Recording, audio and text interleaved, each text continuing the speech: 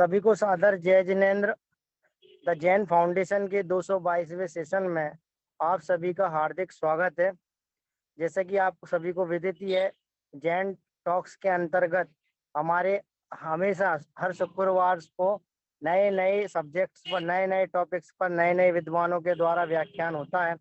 और उसी के साथ आज हम संस्कृत साहित्य को जानने के लिए जुड़े हुए हैं, उस विषय को जानने के लिए जुड़े हुए हैं। और इस विषय को प्रस्तुत करने के लिए आज हमारे साथ आदरणीय विपाशा जी जैन जो जुड़ी हुई हैं, जिनके बारे में मैं आप सभी को 2 मिनट में बताना चाहूँगा। वे जैन दर्शन में तो ज्ञाता है ही, लेकिन किंतु आज वर्तमान में अभी प्रेजेंट में संस्कृत साहित्य डिपार्टमेंट में असिस्टेंट प्रोफेसर पर है, पद पर आसीन है। और पूर्व में भी उन्होंने, इस पद से पूर्व में भी उन्होंने प्रवचनकार रही हुई हैं। और बांसवाड़ा से उन्होंने शास्त्री किया हुआ है, संस्कृत से शास्त्री किया हुआ है और संस्कृत से ही उन्होंने आचार्य किया हुआ है। साथ में जैन दर्शन में भी उन्होंने, जैन दर्शन की जो न्याय शास्त्र की डिग्री है उससे उसकी उपाधि ली हुई है। साथ में आप पाठशालाओं का संचालन भी करती हैं, अनेक कार्यक्रमों का संचालन भी आप करती हैं, एवं विदुषियों, अनेक विदुषियों को आपने पढ़ाया हुआ है। जो उदयपुर एक संस्था है, उसमें भी आपने 100 से अधिक विदुषी जो स्टूडेंट आती हैं उनको विदुषी बनाते हैं, उसके लिए भी उनको भी आपने पढ़ाया हुआ है। ऐसे अनेक बच्चों, छात्रों और बड़े लोगों को भी आपने जैन दर्शन एवं संस्कृत से साहित्य से अवगत कराया है, संस्कृत के व्याख्यानों द्वारा उनको समझाया है। तो ऐसी विदुषी आज विपाशा जी हमारे साथ जुड़े हुए हैं, तो मैं उनका इस मंच पर, जैन फाउंडेशन के मंच पर हार्दिक आमंत्रित करना चाहता हूँ और वे आज के इस विषय को प्रारंभ करेंगी। तो मैं विपाशा जी आपका हार्दिक स्वागत करता हूँ और आज की इस कक्षा का आप प्रारंभ करें। तज्जयति परम ज्योतिः समं समस्तैरनंत पर्यायैः दर्पणतल इव सकला प्रतिफलति पदार्थ मालिका यत्र। सभी को सादर जय जिनेन्द्र। आज जो हम डिस्कशन करने वाले हैं वो हम डिस्कस करने वाले हैं the beauty of Jain Sanskrit literature. Basically हम देखें तो हम तीर्थंकरों से 24 जो हमारे तीर्थंकर हुए हैं उनसे, उनकी दिव्य ध्वनि में जो जो भी उपदेश आया, उस उपदेश को गणधर आचार्यों ने 12 अंगों में गूथा। जो 12 अंगों में गूथे गया तो उसी को हम जिनवाणी के नाम से आज की भाषा आज हम जानते हैं। तो जो जिनवाणी हमारे तक आई है, हम सभी के पास आई है, जिसे गणधरों ने जो उपदेशों को गूथा, काल प्रभाव से वह विषय कम होता जा रहा था। तो आचार्य देवों ने, जो भी आचार्य हो, उन्होंने हम पर उपकार करके जिनवाणी को लिखित करने का कार्य किया। तो जो भी जिनवाणी है वह जिनवाणी 4 अनुयोगों में हम विभाजित कर सकते हैं। एक सेकेंड में तो 4 अनुयोगों में आज हमारे पास जितना भी जिनवाणी का साहित्य है उसे हम 4 अनुयोगों में बांट सकते हैं। कौन से हैं वे 4 अनुयोग? प्रथमानुयोग, चरणानुयोग, करणानुयोग और द्रव्यानुयोग। ये चारों अनुयोगों में का हम थोड़ा थोड़ा कंटेंट देखें। कंटेंट के कारण इन चारों का हमको डिवीजन करना पड़ा। वैसे देखें तो सबका उद्देश्य एक ही है, जो कि है वीतरागता। परंतु वीतरागता तक पहुंचाने के लिए समझाने के तरीके अलग अलग हो सकते हैं। जाना हम सभी को वीतरागता तक है, पर उस वीतरागता तक पहुंचने के लिए कई तरीके हो सकते हैं, कई तरह का समझ, क्योंकि लोग भी अलग अलग तरह के होते हैं। कहा गया है भिन्न रुचिर ही लोकः, कि लोग भिन्न भिन्न रुचि के होते हैं, तो उनको अलग अलग अलग अलग वस्तुओं में रुचि आती है। तो उसके आधार पर 4 प्रकार के यहाँ पर अनुयोग कहे हैं। प्रथमानुयोग, चरणानुयोग, कर्णानुयोग और द्रव्यानुयोग। आप लोग लगभग इन सभी से परिचित ही होंगे। प्रथमानुयोग अर्थात जिसमें महापुरुषों के चरित्र का वर्णन किया जाता है, महान पुरुषों की कथा कहानियों के द्वारा हमें उनसे प्रेरणा लेकर वीतरागता का उपदेश जहां दिया जाता है, ऐसी जिनवाणियों को, ऐसे शास्त्रों को प्रथमानुयोग के शास्त्र कहते हैं। फिर दूसरे नंबर पर चरणानुयोग है। कोई क्रम इसका ऐसा निश्चित नहीं है कि इसी क्रम में होते हैं। चरणानुयोग जहां पर श्रावकों का और मुनिराजों के आचरण संबंधी ज्ञान जहां पर है, ये करना चाहिए, ये नहीं करना चाहिए, ये ऐसे करना चाहिए, ये इस समय करना चाहिए, इस समय हमें नहीं करना चाहिए, इस प्रकार से करना चाहिए, कुछ भी हमारे आचरण संबंधी विचार जिन ग्रंथों में होते हैं उन्हें हम चरणानुयोग के शास्त्र कहते हैं। तीसरे नंबर पे है करणानुयोग के शास्त्र। तीनों लोकों की संरचना, जीव कहाँ जाता है, कैसे भाव करता है तो कौन से कर्म बंधते हैं, कौन से कर्म बंधते हैं तो कौन सी गति में जाता है, वह गति कहाँ है, इस प्रकार तीनों लोकों का और गणित आदि का, जहां पर भी ज्योग्राफी आदि का वर्णन हो, उसे हम करणानुयोग के शास्त्र कहते हैं। जीव अजीव, जीव छह द्रव्य, सात तत्व, नौ पदार्थ, न्याय आदि की बात जिन ग्रंथों में की जाती है वे द्रव्यानुयोग के शास्त्र होते हैं। तो इस तरह से हम देखें तो हमारा जो जैन वाङ्मय है वो अतीव विस्तृत है, बहुत ही क्या बोलते हैं उसको, कि बहुत ही ज्यादा वैरायटी को लिए हुए है। अब उसमें से मैं आप लोगों के सामने आज प्रस्तुत करना चाह रही हूँ कि है ना, कंटेंट वाइज कहीं कोई कमी नहीं है, सभी चीजें हमें मोक्ष तक पहुंचाने वाली हैं, वीतरागता तक पहुंचाने वाली हैं। परंतु जो आचार्यों ने इनको लिखा है वे न केवल उस चीज में निष्णात थे, अपितु उसी के साथ साथ वो उनका लिटरेरी एक्सपर्टीज भी कितना था, वो चीज मैं आज आपको इसमें बताना चाहूंगी कि द वैरायटी ऑफ ग्रंथ जो हमारे आचार्य देवों ने लिखे हैं, किस तरह से अलग अलग विधाओं के, अलग अलग जॉनरास के ग्रंथ हमारे आचार्यों ने लिखे हैं, उस चीज को आज हम डिस्कस करेंगे। उसमें भी क्योंकि अनेक ग्रंथों में प्राकृत, अपभ्रंश, हिंदी, संस्कृत आदि अनेक भाषाओं में ग्रंथ लिखे गए हैं, मेरा मेन फोकस आज रहेगा संस्कृत भाषा पर, और संस्कृत भाषा के हम ग्रंथ लिखेंगे। मुझे लगता है आप सभी को मेरी बातें समझ में आ रही हैं। एक बार जरा आप सभी लोग अपने मुख का व्यायाम करेंगे ऐसे हाँ करके, ताकि मुझे लगेगा कि हाँ आप सब लोग समझ रहे हैं। चलिए आगे बढ़ते हैं। सबसे पहले हम शुरू करते हैं। हाँ, जैन संस्कृत लिटरेचर में कौन कौन सी चीजें हैं कि हमारे आचार्य देवों ने न केवल आध्यात्मिक ग्रंथ लिखे हैं, आध्यात्मिक ग्रंथों के साथ साथ उन्होंने बहुत सारे स्तुति काव्य लिखे हैं, न्याय के ग्रंथ लिखे हैं, अनेक दर्शनों को का जिनमें खंडन किया हुआ है, जैन दर्शन को जहां पर स्थापित किया है, ऐसे ग्रंथ लिखे हैं।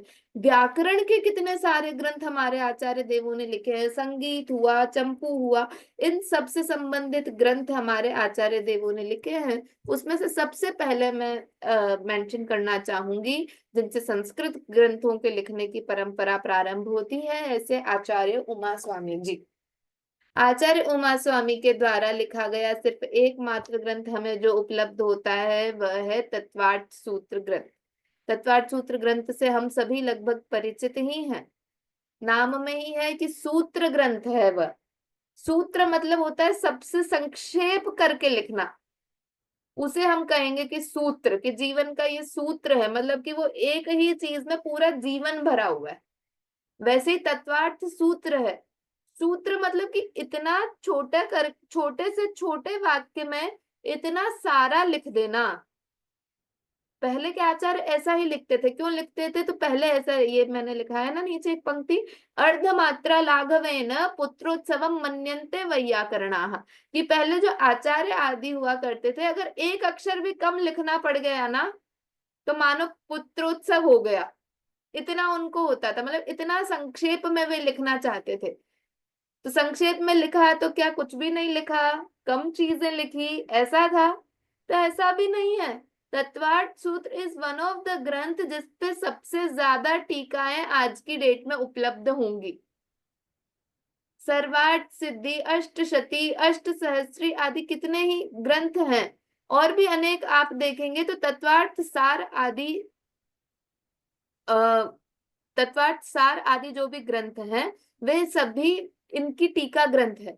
मतलब एक ग्रंथ में सिर्फ 357 सूत्र, 357 सूत्र में इतना सार भरा हुआ होना कि उसके ऊपर हजारों पेज की ग्रंथ लिखे जा रहे हैं और आज भी अनेक आचार्य अनेक विद्वान उन पर टीका लिख रहे हैं।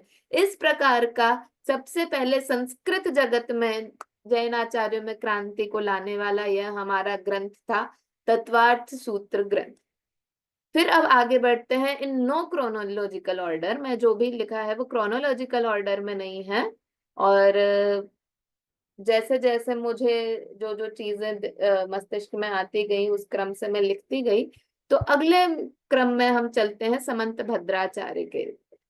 समंत भद्राचार्य का काल बहुत ही जो भी अन्य आचार्य हैं उन्होंने 6वीं 7वीं शताब्दी बताने का खूब यत्न किया है, परंतु हमारे एक विद्वान हुए हैं पंडित जुगल किशोर जी मुख्तार, उन्होंने एक अपना लेख ही इसमें लिखा था। एक लेख ही उनका पूरा प्रॉपर है कि समंत भद्राचार्य का काल क्या माना जाना चाहिए, और उसमें उन्होंने समंत भद्राचार्य का काल द्वितीय शताब्दी माना है कि द्वितीय शताब्दी के समय पर, और बहुत सारे उन्होंने युक्तियां दी हैं कि इस तरह से समंत भद्राचार्य द्वितीय शताब्दी के कहे जाएंगे। तो समंत भद्राचार्य की अनेक रचनाएं हैं, जिनमें से जो प्राप्त रचनाएं हैं अभी हमारे पास प्राप्त होती हैं, मतलब कि जिनकी मैन्युस्क्रिप्ट्स वगैरह अवेलेबल हैं, जो पब्लिश्ड हैं, ऐसे ग्रंथ हैं स्वयंभू स्तोत्र, स्तुति विद्या जिसका दूसरा नाम है जिन शतक, देवागम स्तोत्र जिसका अन्य नाम है आप्तमीमांसा, युक्त्यनुशासन, रत्नकरण श्रावकाचार आदि। एक ग्रंथ अन्य भी है जिसका नाम है गंधस्ती महाभाष्य। कहा जाता है कि गंधस्ती महाभाष्य आचार्य समंत भद्र ने जो लिखा था वह भी तत्वार्थ सूत्र ग्रंथ पे टीका थी, और उसमें साइंस का इतना अच्छा वर्णन किया गया था कि कई तरह की उनकी किंवदंतियां चलती हैं गंधस्ती महाभाष्य की। तो इसमें मैं आप लोगों का ध्यान विशेष तौर पे, क्योंकि लिटरेचर की बात हो रही है, बहुत सारी चीजें जैसे आप युक्त अनुशासन देखेंगे, देवागम स्तोत्र देखेंगे, ये दार्शनिक ग्रंथ हैं। इसमें भगवान ने जो सिद्धांत उपदेश दिया है, क्या मेरी भाषा सरल है ना, सभी को समझने आ रही है? जी मैम, जी मैम। हाँ, बहुत ऐसा अगर डिफिकल्ट हो रही हो तो प्लीज आप बताना, तो मैं तेजी करूंगी। तो देवागम स्तोत्र और युक्तानुशासन ग्रंथ ऐसे हैं कि जो फिलोसॉफी बेस्ड है। रत्नकरण श्रावकाचार्य जी वो आचरण बेस्ड है। स्वयंभू स्तोत्र है भले ही स्तोत्र, पर उसमें भी दर्शन के बहुत सारे तत्व छुपे हुए हैं। परंतु स्तुति विद्या एक ऐसा ग्रंथ है जो प्योरली लिटरेरी बेसिस पे आचार्य समंत भद्र ने लिखा था। इसमें 108 श्लोक हैं। 108 श्लोक में 24 तीर्थंकर भगवंतों की स्तुति की गई है, और प्रत्येक छंद चित्रालंकार से भरा हुआ है। अलंकारों के नाम आपने सुने होंगे, रस, छंद, अलंकार, ये चीजें साहित्य में चलती रहती हैं। उसमें से एक है चीज होती है चित्रालंकार। चित्रालंकार को चित्रालंकार क्यों कहते हैं? तो सबसे पहले कि वो विचित्र लगता है। अभी मैं आपको श्लोक दिखाऊंगी तब आपको समझ में आएगा कि आखिर क्यों मैं उसको ऐसा कह रही हूँ। क्योंकि वो विचित्र होता है, देखते ही ऐसा लगता है कि अरे हम क्या देख रहे हैं, इसीलिए उसका नाम चित्रालंकार है। प्लस चित्र मतलब क्या कहते हैं हम, इमेज को चित्र कहते हैं, राइट? तो वो जो श्लोक है उसको हम एक इमेज की फॉर्म में लिख सकते हैं, इसलिए उसे चित्रालंकार कहते हैं। तो ऐसे 108 श्लोक हैं, तो 108 चित्रालंकार आचार्य समंत भद्र ने लिखे हैं, जो कि उनका साहित्यिक वैदुष्य हमें बताते हैं कि आचार्य समंत भद्र क्या उम्दा साहित्यिक थे। दार्शनिक के नाम पे तो उनका नाम बहुत प्रसिद्ध है कि वो तो अन्य दर्शनों के सामने जा जाके वादार्थम विचराम में हम, कि मैं तो, मेरे से जिसको लड़ना है लड़ लो, मैं आ रहा हूं वाद विवाद करने के लिए, ऐसा उनका साहस था फिलोसॉफी में।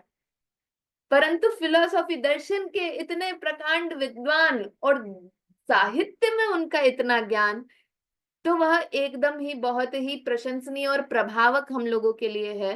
तो ऐसा मैं आपको कुछ उदाहरण बताती हूँ। जैसा कि सबसे पहला ही ये श्लोक आप देख सकते हैं, ये स्तुति विद्या का मंगलाचरण है। श्रीमज्जिन पदाभ्यासम प्रतिपद्याग सामजये कामस्थान प्रधानेशम स्तुति विद्याम प्रसादये। ये श्लोक को हम पता है क्या बोलते हैं? मुरज बंद। मुरज मतलब आप समझते हैं क्या होता है? मुरज मतलब होता है ढोलक। तो जैसे एक ढोलक आपने देखा होगा,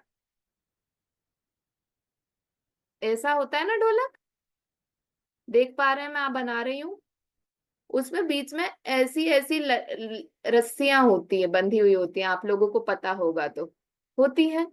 उसी तरह का डिजाइन ये श्लोक फॉर्म करता है। अगर आप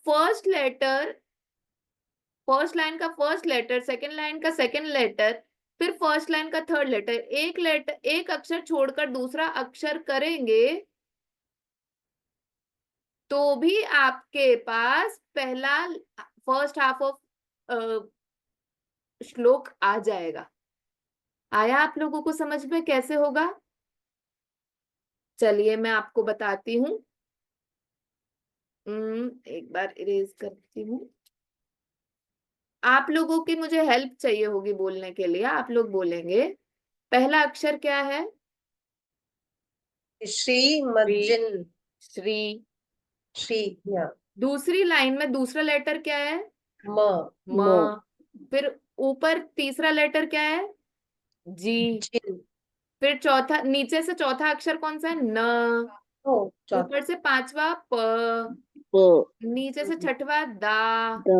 ऊपर से सातवां भ्या। और नीचे से आठवां शम। अब इन सबको भी जोड़ देंगे ना, तो भी ये वाला पाद हमारे पास बनकर आ जाएगा, जो कि मैंने नीचे ड्राइंग में बताया हुआ है। श्रीमज्जिन पदाभ्यासम, which is the first half. फिर इसी को आप आगे करेंगे तो प्रतिपद्या गसाम जये। फिर नीचे से जाएंगे तो काम स्थान प्रदानेशम स्तुति विद्याम प्रसादये।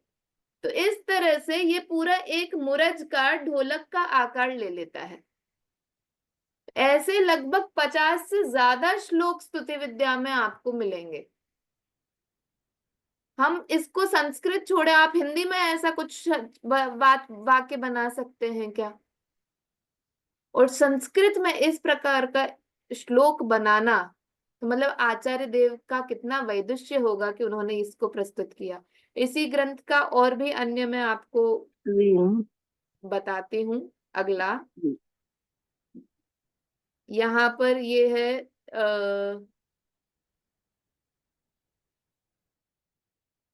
मैं इसको कैसे मिटाऊं, ये रहा, ओके मिल गया, एक सेकेंड। अगला स्तुति विद्या का ही श्लोक है, पर ये मुरज बंध नहीं है, ये है अर्धभ्रमः। अर्धभ्रमः क्या होता है? भ्रमण मतलब होता है घूमना। तो इसमें घूमेगा और हमारा दिमाग भी घूमेगा देखते देखते कि आखिर ये है क्या। सबसे पहले श्लोक पढ़ते हैं। धिया ये श्रुत ये तार्त्या यानुपायान्वरानतः ये पापायात पारा ये श्रिया याता न तन्वत। अब यहाँ पर हम क्या करेंगे, देखिए कॉमा लगा हुआ है ना, तो हम इस एक श्लोक को 4 पार्ट्स में बांट सकते हैं। अब इस चारों पादों का फर्स्ट लेटर हमको लेना है। धी, या, ये, श्री। अब सभी का लास्ट लेटर लेना है पर पीछे से। त, ये, ता, त्या। इससे पहला हाफ बन चुका है हमारा। ये लेटर्स लेने से हमारा फर्स्ट हाफ बन चुका है। देखिए, धी, या, ये, श्री, त, ये, तार्त्याः।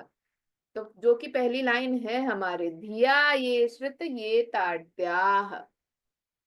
अब सभी का दूसरा दूसरा अक्षर लेंगे ना हम। या, नु, पा, या, व, रा, न, ता। तो यानुपायान्वरानता। अब तीसरा तीसरा लेटर भी लेंगे हम घूम घूम के। ये, पा, पा, या, त, पारा ये, तो ये पापायात पारा ये, श्रिया यातान तन्वत। फोर्थ लाइन आ गई हमारी। तो जिसमें पहले आगे से घूमना है, फिर पीछे से घूमना है, फिर आगे से घूमना है, फिर पीछे से घूमना है, ऐसे श्लोक जहां हो उन्हें कहते हैं अर्धभ्रम श्लोक। और ये अर्धभ्रम श्लोक का हमने यहाँ पर एक उदाहरण देखा है। इसी तरह से समंत भद्राचार्य ने, these are just some of the examples, मतलब 108 श्लोक हैं, 108 श्लोक चित्रालंकारों से बने हुए हैं। इनमें से मैं सिर्फ आप लोगों को कुछ जो बता सकते, ये एकाक्षर श्लोक है, पूरा श्लोक सिर्फ त अक्षर से बना हुआ है। इसको सभी लोग साथ में पढ़ेंगे। ततोति तातु तेति तस्तोत्रितोति तितोत्रितः, ततो ताति ततो तो ते ततता ते ततो ततः। ये पूरा श्लोक सिर्फ त लेटर से बना हुआ है। और हमको लगेगा कि कुछ भी लिख दिया, ऐसे तो हम भी कुछ भी बना लेंगे कल से, पर ऐसा नहीं है। इस पूरे श्लोक का मीनिंग भी है, जो मीनिंग मैंने आप लोगों के सामने भगवान की स्तुति करते हुए यहाँ पे बोल रहे हैं कि हे भगवान, आपने विज्ञान वृद्धि की प्राप्ति को रोकने वाले इन ज्ञानावरणादि कर्मों से अपनी रक्षा की है, ज्ञानावरणादि कर्मों को नष्ट कर विशेष गुणों को प्राप्त किया है। आप परिग्रह रहित हैं, अतः पूज्य और सुरक्षित हैं। आपने कर्मों के विस्तृत अनादिकालिक संबंध को नष्ट कर दिया है, अतः आपकी विशालता स्पष्ट है। इतना बड़ा सारा अर्थ इन दो पंक्तियों में निहित है, सिर्फ एक अक्षर में। तो एक अक्षर से बना हुआ ये अद्भुत श्लोक स्तुति विद्या ग्रंथ के 13वें श्लोक का 13वां यह श्लोक है, जो कि यहाँ पर मैंने आपको आप सभी के समक्ष प्रस्तुत किया है। इसी तरह से एक और श्लोक, होपफुली लास्ट श्लोक होगा स्तुति विद्या का। ये है गत प्रत्यागतार्ध, जिसको हम बचपन में करते थे ना, 3 अक्षर का मेरा नाम उल्टा सीधा एक समान। ऐसे हम कितनी वो पहेलियां पूछा करते थे, तो बोलते जलज जहाज। वैसा ही ये श्लोक है। इस श्लोक का पहले पाठ करते हैं, पाठ भी करना चाहिए, मुख पर जिनवाणी आती है तो मन अच्छा होता है। पढ़ते हैं सभी साथ में। भासते विभुतास्तो नास्तोता भुविते सभा, याश्रितः स्तुत गीत्यानु नुत्या गीत स्तुताश्रिया। अभी आप पहली लाइन कोई पढ़ेगा मेरे लिए, फर्स्ट लाइन। भासते विभुता अस्तो न, ठीक है, बहुत बढ़िया। अब इसी लाइन को आप उल्टा पढ़ सकते हैं। नास्तो, नास्तो, हाँ आगे मतलब बढ़िए। ताभू ताभुवि ते सभा। और नीचे वाली लाइन पढ़ेंगे अब आप। सेकेंड लाइन ही तो उल्टी है ना? वही वही वही जो हमने फर्स्ट हाफ को पढ़ा है, उसी को उल्टा करेंगे तो वो दूसरी पंक्ति बन जा रही है। Great great. तो भासते विभुतास्तो नास्तोता भुवि ते सभा। अब तीसरी पंक्ति जो हम पढ़ेंगे, या श्रितः स्तुत गीत्यानु, और इसी को उल्टा करेंगे तो चौथी पंक्ति बन जाएगी नुत्या गीत स्तुताश्रिया। तो यही गत प्रत्यागतार्थ। इस तरह से अनेक श्लोक आचार्य समंत भद्र ने स्तुति विद्या ग्रंथ में लिखे, और ये सभी 24 तीर्थंकर भगवंतों की स्तुति है। हर तरह से भगवान की वीतरागता, सर्वज्ञता और हितोपदेशिता इनमें झलकती है। तो ऐसे श्लोकों को, इस प्रकार का समृद्ध हमारा संस्कृत साहित्य का, में अकेले संस्कृत साहित्य में अनेक विद्वानों के नाम आते हैं। जैन आचार्य लगभग वहां पर अननोन हीरोज की तरह रह जाते हैं। तो हम लोग यहाँ पर, मेरी कोशिश है कि इस तरह से मैं कुछ चीजों से आप लोगों को परिचित करवा पाऊं, जितना भी मैं सक्षम हूं। अगले आचार्य की ओर हम बढ़ते हैं, जिनका नाम है आचार्य पूज्यपाद स्वामी। देवनंदी आचार्य इन्हीं का दूसरा नाम है। इनके अनेक ग्रंथ हैं, जिनमें से कुछ प्राप्त ग्रंथों की सूची मैंने यहाँ पर दी है।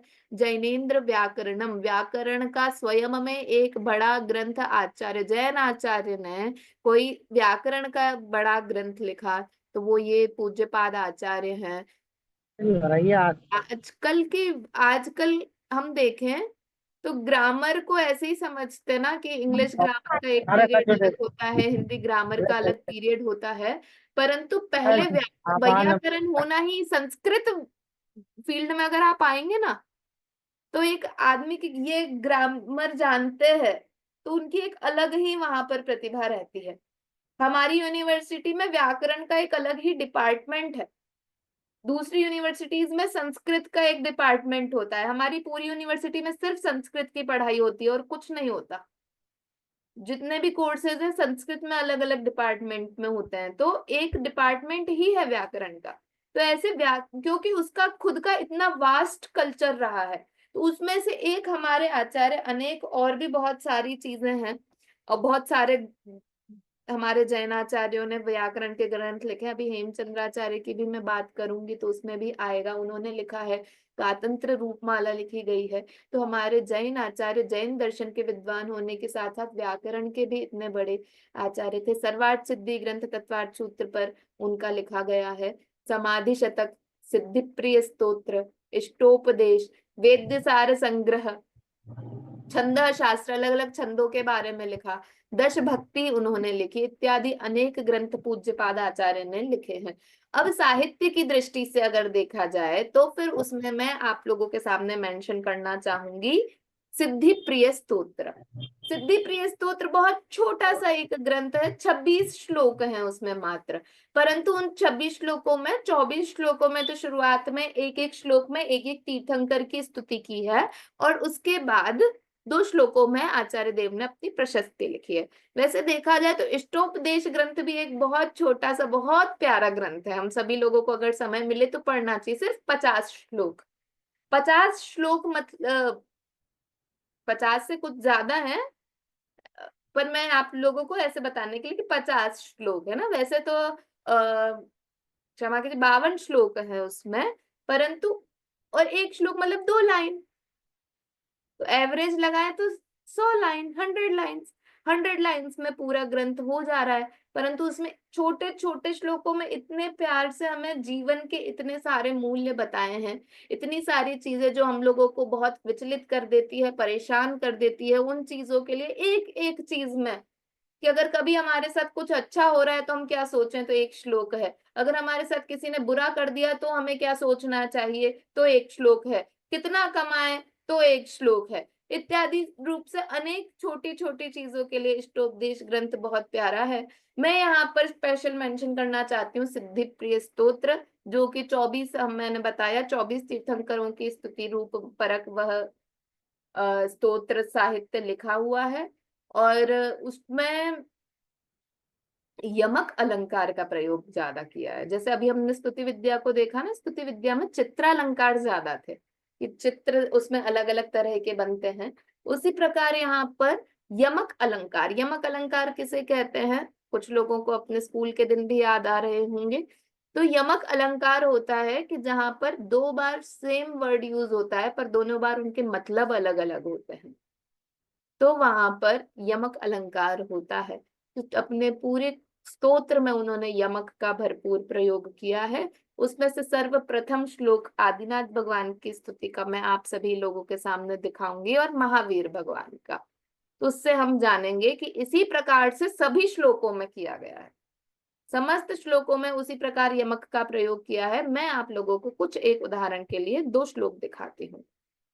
वसंत तिल का छंद है।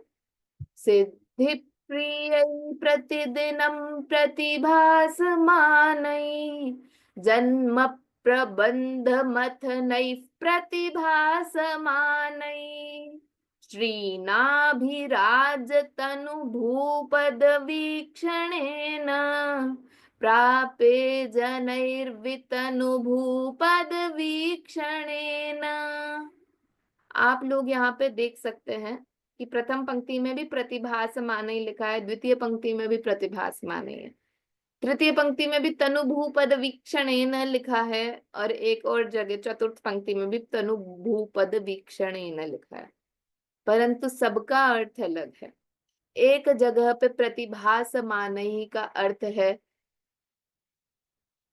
प्रतिबिंबित होता हुआ, ज्ञान में आता हुआ। एक जगह प्रतिभासमान का अर्थ है असमान प्रतिभा वाला, कि जैसी प्रतिभा, अद्वितीय प्रतिभा, कि जिसके जैसी प्रतिभा और किसी के पास नहीं हो। ऐसे श्री नाभिराज तनु भूपद वीक्षणेन, नाभिराय के तनु अर्थात तनु भू अर्थात पुत्र, नाभिराय के पुत्र अर्थात कौन? आदिनाथ भगवान। आदिनाथ भगवान। तो श्री नाभिराज तनु भू कि आदिनाथ भगवान के पद चरण को वीक्षणेन देखने से, मतलब तीसरी लाइन, वर्ड्स आपको सेम लग रहे हैं, मीनिंग सेम नहीं है। आदिनाथ भगवान के चरण कमलों को देखने से प्राप्त करते हैं लोग। क्या प्राप्त करते हैं?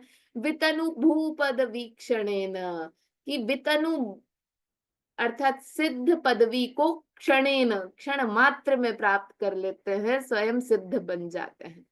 तो कितने प्यार से उन्होंने इतना सुंदर सा श्लोक रच दिया है। आचार्य पूज्यपाद स्वामी के द्वारा लिखा गया यह श्लोक है।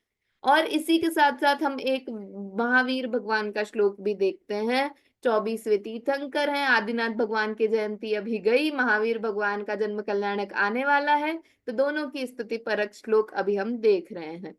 तो इनका श्लोक है, श्रीवर्धमान वचसा परमाकरेण रत्नत्रयोत्तम निधे परमाकरेण कुर्वन्ति यानि मुनयो जनता हितानि वृत्तानि सन्तु सततं जनता हितानि। अब यहाँ पर वर्धमान जो हमारे तीर्थंकर हैं, वे कैसे हैं, कि उनकी वाणी किस प्रकार की है? परमाकरेण, परम लक्ष्मी के जो पति हैं, तो ऐसी केवल ज्ञान रूपी लक्ष्मी के द्वारा रत्नत्रय रूपी निधि के जो आकर है, परम आकर है, भंडार है, ऐसे आदिनाथ, ऐसे महावीर भगवान है, जिनको जो मुनयः अजंता हितानि, कि अजनता अलौकिक जो मुनिराज हैं, वे समस्त जो हैं उनको वे जनता हितानि, जनता के हित के लिए वे हमारे महावीर भगवान हो, हम सभी के कल्याण के लिए निमित्त बने। इस प्रकार से यहाँ पर यमक अलंकार का प्रयोग किया गया है। तो ये आप लोगों को मैंने बताया। अब अगले हम आचार्य के प्रति चलते हैं। हेमचंद्राचार्य। हेमचंद्राचार्य न केवल जैन जगत में अपितु संस्कृत जगत में एक बहुत ही उत्तम स्थान को प्राप्त करने वाले, जैनों के लिए एक मानदंड के रूप में स्थापित हुए हेमचंद्राचार्य हैं संस्कृत जगत में। अगर हम देखें तो उन्होंने क्या नहीं लिखा, व्याकरण है तो व्याकरण के लिए हेम शब्दानुशासनम करके ग्रंथ लिखा है। काव्य शास्त्र में देखें तो काव्यानुशासन ग्रंथ लिखा है। काव्य ग्रंथ लिखना एक अलग बात होता है, काव्य शास्त्रीय ग्रंथ लिखना एक अलग बात होती है, परंतु हेमचंद्राचार्य ने दोनों पर अपनी कलम चलाई है। काव्य कैसे लिखा जाता है, काव्य कहते किसे हैं, काव्य में क्या क्या चीजें होनी चाहिए, उस चीज पर भी आचार्य ने लिखा है। फिर इसी के साथ साथ प्रमाण मीमांसा, योग शास्त्र जैसे उन्होंने दार्शनिक ग्रंथ लिखे हैं। त्रिषष्ठी शलाका पुरुष चरित उन्होंने लिखा है। छंदोनुशासन भी उन्होंने लिखा है, छंदों के बारे में उन्होंने उसमें बताया है। एक काव्य है द्वयाश्रय काव्य जिसका नाम है। इसी तरह से एक काव्य हेमचंद्राचार्य का काफी प्रसिद्ध है परंतु प्राप्त नहीं होता है, उसका नाम है सप्त संधान महाकाव्य। क्या नाम है? सप्त संधान महाकाव्य। सप्त नाम से पता चल रहा होगा कितनी गिनती है। सप्त मतलब 5, सप्त मतलब कितना होता है? 7। 7। हाँ, सात, तो मतलब 7। एक पूरी बुक लिखी है और उस बुक को 7 तरह से आप इंटरप्रेट करके 7 स्टोरीज निकाल सकते हैं। ऐसा उनका ग्रंथ एक प्रसिद्ध है, जो कि अभी मतलब उपलब्ध नहीं होता, परंतु उसकी इस प्रकार से प्रसिद्धि है कि एक ही ग्रंथ, एक ही वाक्य है, उस वाक्य के वर्ड्स को अलग अलग तरह से अगर हम जोड़ेंगे, अलग अलग अलंकारों को यूज करेंगे, तो 7 स्टोरीज आ जाएंगी, 7 कहानियां एक साथ चलती हैं। ऐसी प्रतिभा के धनी हेमचंद्राचार्य हम सभी लोगों के बीच में हुए हैं, जिन्होंने हमारे जैन परंपरा का झंडा पूरे संस्कृत जगत में फहराया है। एक हुए हैं धनंजय कवि, कवि धनंजय। कई जगह लिखित उल्लेख से पता चलता है कि पूज्यपाद आचार्य आदि के समय में वे हुए हैं। उनके 3 ग्रंथ यहाँ पर मुख्यतया प्रसिद्ध है। विशापहार स्तोत्र, धनंजय नाम माला और द्विसंधान स्तोत्र, द्विसंधान काव्य जिसको हम कह सकते हैं। विशापहार स्तोत्र, इसके लिए कहानी प्रसिद्ध आती है कि उनके पुत्र को सांप आदि काट गया था, उन्होंने यह स्तोत्र लिखा था, तो विष निमित्त नैमित्तिक संबंध कुछ ऐसा हुआ कि विष का अपहरण उनके पुत्र का हो गया। तो वैसे धनंजय कवि हुए हैं। उन्होंने विशापहार स्तोत्र लिखा, जिनेंद्र भगवान की स्तुति जिसमें की गई है।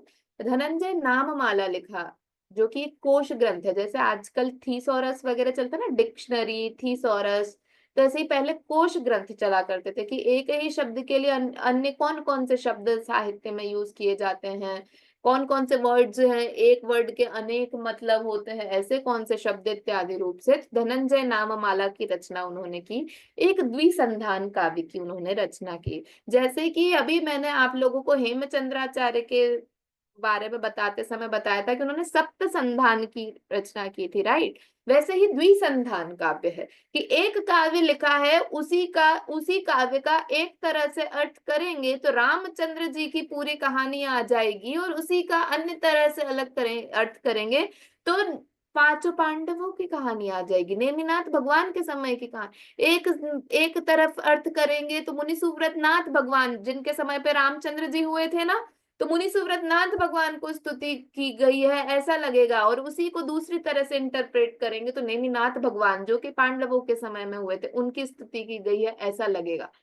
इस तरह से समस्त श्लोकों, क्योंकि आप एक बार उस श्लोकों को पढ़ डालो तो आपको लगेगा अरे वाह, रामचंद्र जी की पूरी कहानी हमने समझ ली है, और दूसरी बार फिर आप सेम वर्ड्स को पढ़ो और आपको लगेगा अरे वाह, हमने 5 पांडव भगवान की पूरी कहानी पढ़ ली है।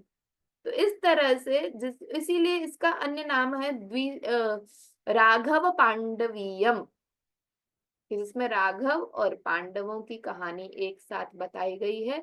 ऐसा यह शास्त्र द्विसंधान महाकाव्य नामक लिखा है।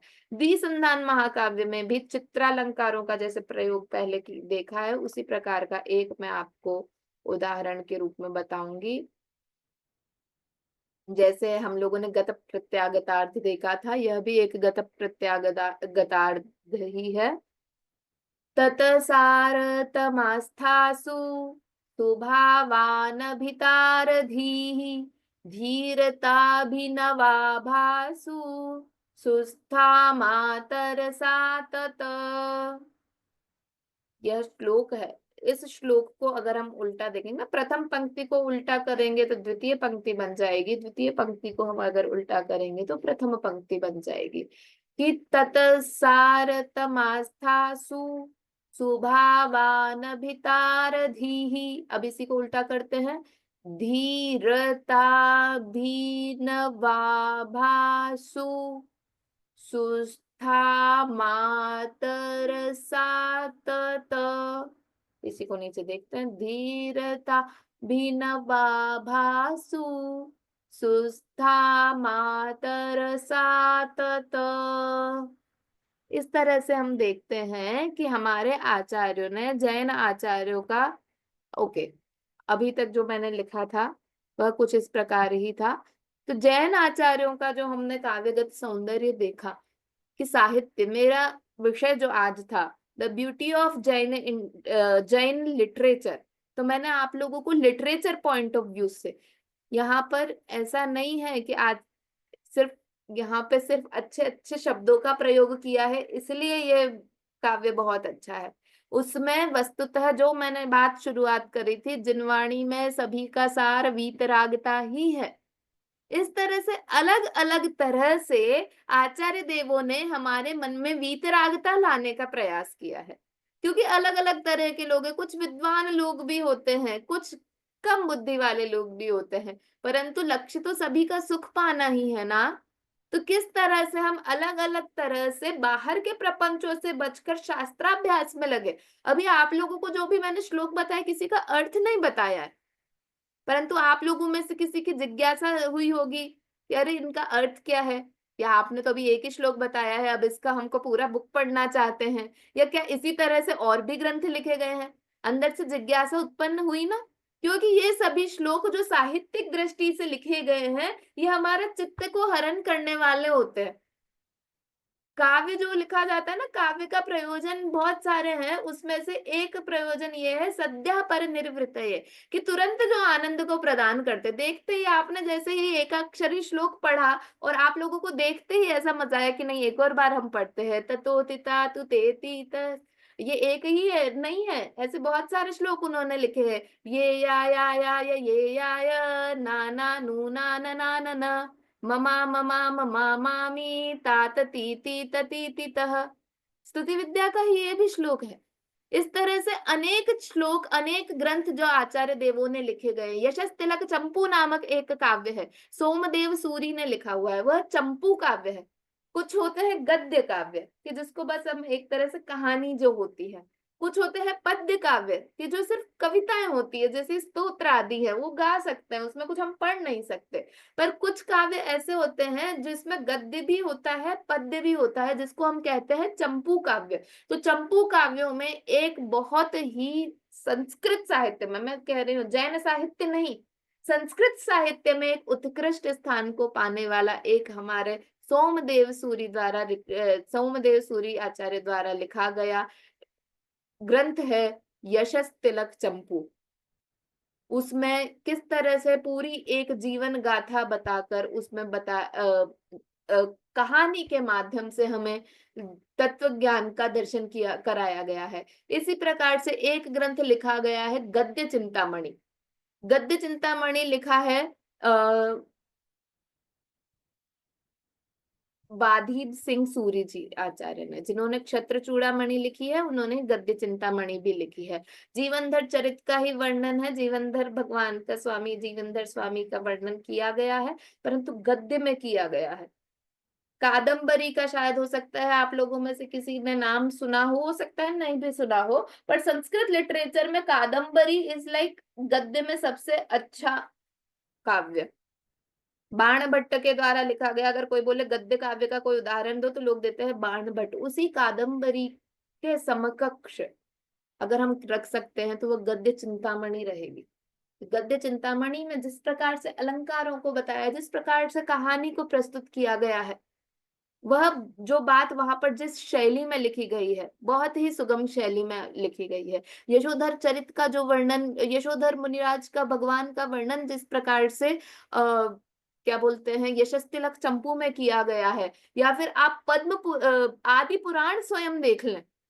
आदि पुराण में जो बीच बीच में जो इतना सारा साहित्यिक गुणों से भरे हुए श्लोक जो बीच बीच में दिए गए हैं, ये मैं आप लोगों को सिर्फ कुछ उदाहरण दे रही हूँ कि हमारे आचार्य किस तरह से मल्टी डायमेंशनली टैलेंटेड थे, कि है ना, इतनी सारी चीजों में उन लोगों ने हाथ चलाया है, अपनी लेखनी चलाई है, अलग अलग तरह से वो अपनी विद्वत्ता को भी बता के गए हैं और साथ ही साथ हमें तत्व ज्ञान से परिचित भी कराते जा रहे हैं। परंतु हम उन चीजों से अनभिज्ञ रह जाते हैं। बहुत से कारण होते हैं उसमें, कई बार हमारी रुचि नहीं होती है, कई बार वो चीजें उतनी प्रसिद्ध नहीं होती है कि हमको है ना पता चले। तो इसलिए आज मैंने ये जो मुझे अवसर दिया गया था तो मैंने लाभ उठाया। मैंने कई सारे विषय बताए थे कि मैं किस विषय पे यहाँ पर प्रेजेंट करूं, तो मैंने एक ऑप्शन ये दिया था क्योंकि कुछ मैं इस विषय में थोड़ा अभी पढ़ाती हूँ, पर साथ के साथ मैं कहूंगी कि मैं पढ़ ही रही हूँ। तो मैं पढ़ रही हूँ, तो उनमें से मुझे जो जो चीजें नहीं पता चलती जा रही है, कुछ मेरे मित्रों से मैंने यहाँ पर जो सीखा है, उस चीजों को मैं आप लोगों तक पहुंचा सकूं, आप लोग भी जाने कि हमारा जैन परंपरा किस तरह से, इतिहास के बारे में हम देखते हैं, स्वतंत्रता संग्राम में जैनों की क्या भूमिका रही, अलग अलग तरह से हम चीजों को देखते हैं। तो उसी में एक ये कि साहित्य साधना में जैनों की क्या भूमिका रही, जैन आचार्यों ने किस तरह से उस समय एक बहुत ही बढ़िया रचनाएं करके हम सभी को, जैन साहित्य परंपरा को, संस्कृत साहित्य परंपरा को समृद्ध किया, उसको मैंने यहाँ कुछ अपने कुछ अनुभवों को साझा किया है। अब आप लोगों के कुछ प्रश्न होंगे तो हम देते हैं। जी बहुत बहुत धन्यवाद विपाशा जी। आपने जो खुलासा किया कि जैन साहित्य को सॉरी संस्कृत साहित्य को लेकर के, आपने जो जैन दर्शन के अंदर हमारे आचार्य हुए हैं, उन्होंने किस तरीके से कौन कौन से ग्रंथ संस्कृत के आधार से जो लिए हुए हैं, वो आपने क्रम भी बताया। सबसे पहले आपने तत्वार सूत्र के बारे में ही बताया, फिर उसके बाद आपने समंतबद्ध आचार्य के जो ग्रंथ हैं उसके बारे में उनके बारे में बताया कि किस प्रकार से उनके अंदर भी संस्कृत का प्रयोग किया गया है। फिर पूज्यपाद आचार्य जी जिन्होंने तत्वार सूत्र पर ही कई टीकाएं लिखी हैं, वो भी आपने बताया। रामचंद्र आचार्य को लिया, सोमदेव सूरी जी जिसमें आपने यशस तिलक चंपू काव्य को भी बताया। तो इस प्रकार से आपने जो संस्कृत का इतिहास जैन दर्शन के साथ जोड़ करके बताया है, वो बहुत ही अच्छा रहा और सभी को नई जानकारी मिली होगी, जितने भी हमारे श्रोता जुड़े हुए हैं। और इतने आचार्यों के नाम और उनके साथ साथ इतने सारे ग्रंथ, कुछ नाम तो हमने ही नहीं सुने थे जो आपने बताए। तो बहुत अच्छा लगा, आज का सेशन बहुत अच्छा रहा। तो जितने भी हमारे श्रोता हैं, मैं उनसे निवेदन करना चाहूंगा, आपका कोई भी प्रश्न है तो अभी हमारे पास समय है, हम आपका प्रश्न ले सकते हैं। आप अपना प्रश्न कीजिएगा। ये जिनेंद्र विपाशा जी, बहुत बहुत अनुमोदना, बहुत धन्यवाद। ये बताइए, जो सिद्ध हेम व्याकरण है हेमचंद्राचार्य का, तो उसका कहीं इस्तेमाल हुआ है? अभी कहीं पढ़ते तो नहीं है, या उसका इस्तेमाल भी नहीं होते, लेकिन किसी शास्त्र में उसका इस्तेमाल हुआ, ऐसा कुछ आपको मालूम है? देखिए, व्याकरण तो पहले भाषाएं जो चलती हैं, मतलब व्याकरण भाषाओं को नहीं बनाता है, पहले भाषाएं चलती है तो जो चल रहा है उसको लोग व्याकरण में निबद्ध कर देते हैं। कि सब लोग ऐसा बोलते हैं, मैं जाता हूं, तो फिर व्याकरण में लिख दिया जाता है कि मैं जहां पर भी हो वहां पर हूं, इसका प्रयोग किया जाता है। तो भाषा पहले बनती है, व्याकरण बाद में बनती है। तो बहुत सारे ग्रंथ हैं, और जो भी अनेक प्रकार की व्याकरण है, ऐसा नहीं है कि सब में बहुत चीजें डिफरेंट होंगी। जो मौलिक सिद्धांत हैं, जो मौलिक वाक्य हैं, वो तो लगभग सब में समान ही होंगे। हो सकता है सूत्र का रचने का डिजाइन कुछ अलग हो। तो अभी हम ये नहीं कह सकते कि कोई ग्रंथ हेमचंद्राचार्य की व्याकरण के द्वारा ही लिखा गया है, ऐसा हम नहीं कह सकते हैं। परंतु ऐसा नहीं है कि वो उसके द्वारा नहीं लिखा गया हो, क्योंकि व्याकरण तो सब लोगों में लगभग समान ही है। कुछ चीजें जगह कुछ डिफरेंसेस आते हैं, तो उनका और हम पता कर सकते हैं। मैंने भी नहीं पढ़ा है, मैं साहित्य की वस्तुतः छात्रा हूँ, तो व्याकरण के ग्रंथ उतने नहीं पढ़े हैं। तो एग्जैक्ट मैं आप लोगों को डिफरेंस नहीं बता पाऊंगी। पर यह है कि उस समय जब हेमचंद्राचार्य थे, गुजरात में उन्हीं का ज्यादा वर्चस्व था। वहां पर पढ़ने वाले भी कई ऐसे शिष्य होंगे जो उन्हीं से पढ़े होंगे।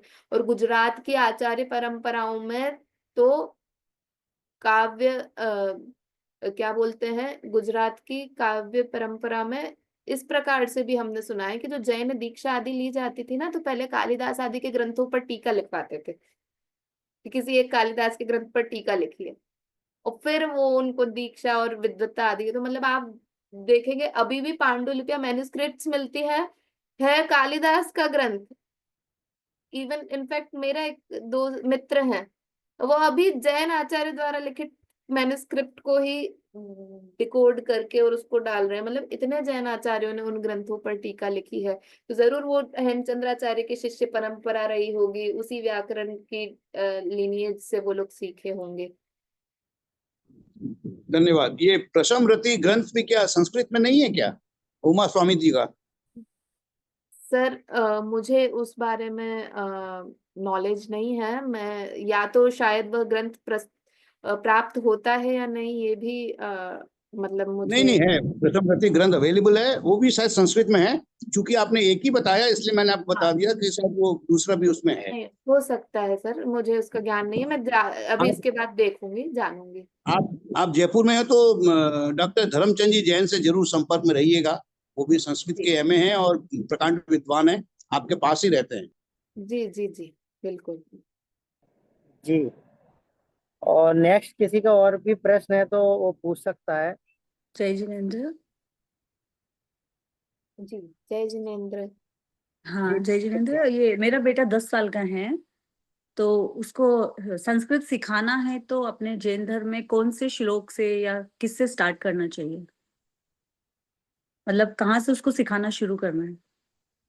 कोई एक मतलब आप स्तोत्र, आप संस्कृत भाषा सिखाना चाहते हैं तो एक कोई ग्रंथ हम लोगों को बना लेना चाहिए। जैसे संस्कृत अगर हम देखें तो भक्तामर स्तोत्र एक बेसिक ग्रंथ है, स्तोत्र है।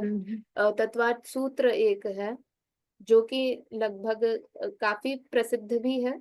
और आप ज्यादा हुआ तो अन्य स्तोत्र ग्रंथ भी बहुत सारे हैं, स्तोत्र लिखे गए हैं। एक ही भाव स्तोत्र हुआ, विशापहार स्तोत्र हुआ। नहीं, जैसे वो बच्चा है ना 10 साल का है, तो उसके लिए मतलब शुरुआत कहाँ से करना है, लाइक? नहीं, आप भक्तामर और तत्वार्थ सूत्र से उसको शुरू तत्वार्थ। करवाइए। और फिर आप अगर मतलब अच्छे से सच में सिखाना चाहते हैं तो आप फिर उनका अर्थ, शाब्दिक अर्थ भी मतलब कुछ समय बाद पहले कंठस्थीकरण करा के और ओके।